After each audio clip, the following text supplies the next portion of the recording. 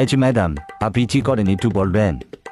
আমি এই বাড়ির একমাত্র বউ, মানে এখানে আমি ফুল টাইম চাকরি করি কোনো বেতন ছাড়া। আপনার যোগ্যতা?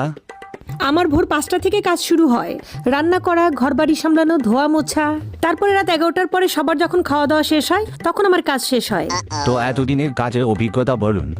22টা বছর ধরে 24 ঘন্টা সবার সেবা করা, কোনো ছুটি নাই, কোনো বেতন নাই, কোনো অসুস্থতা নাই, আর সবার একই ডায়লগ, সারাদিন তুমি কি করো? তাহলে আপনার স্যালারি কত? সারাদিন শাশুড়ি ভুল ধরতেই থাকে, ননদের অভিমান লেগেই থাকে, আর স্বামী আমার উপর বিরক্ত। এটাই আমার স্যালারি। এতদিন আপনার প্রমোশন কি হয়েছে? আগে বউ ছিলাম, এখন মা হয়েছি, কয়েকদিন পর শাশুড়ি হব। পদের নাম চেঞ্জ হয়ে যাবে কিন্তু দায়িত্ব চেঞ্জ হবে না। আমরা বাড়ির বউ, বুঝছেন? আমরা সংসারে স্থায়ী হয়েও আমাদেরকে ধরা হয় অস্থায়ী।